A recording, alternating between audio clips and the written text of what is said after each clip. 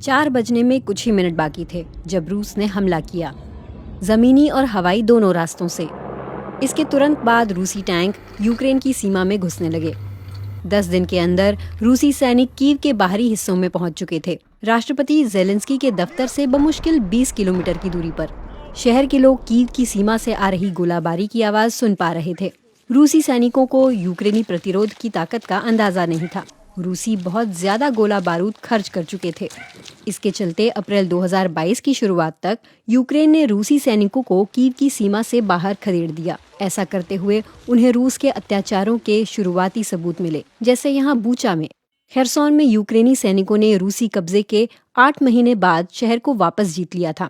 सितंबर की शुरुआत में यूक्रेन ने देश के दक्षिण और पूर्व के हजारों वर्ग किलोमीटर क्षेत्र को वापस अपने कब्जे में ले लिया।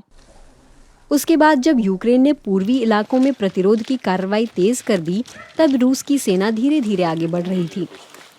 10 महीने तक तबाही मचाने वाली घेराबंदी के बाद रूस ने बाखमुट शहर के बचे हुए हिस्से पर अधिकार जमा लिया। अनुमान है कि इस दौरान 60,000 से ज्यादा रूसी सैनिक मारे गए या घायल हुए। महीनों तक चली अटकलों के बाद यूक्रेन ने जवाबी हमला किया। इस वक्त में रूस अपने बचाव की तैयारी कर रहा था और बारूदी सुरंगें बिछा रहा था।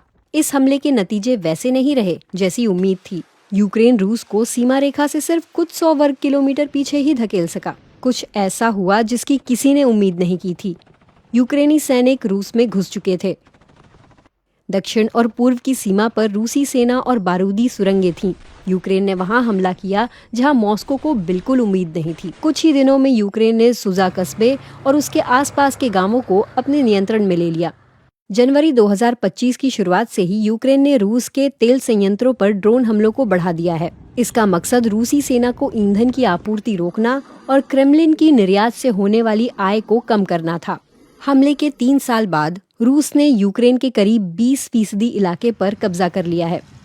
इतने सालों में 12,000 से ज्यादा यूक्रेनी नागरिकों के मारे जाने की पुष्टि हुई है और 30,000 से ज्यादा घायल हुए हैं। लेकिन अनुमान है कि असल संख्या इससे कहीं ज्यादा है। दोनों तरफ हुई मौतों की असल संख्या को छिपाया जा रहा है।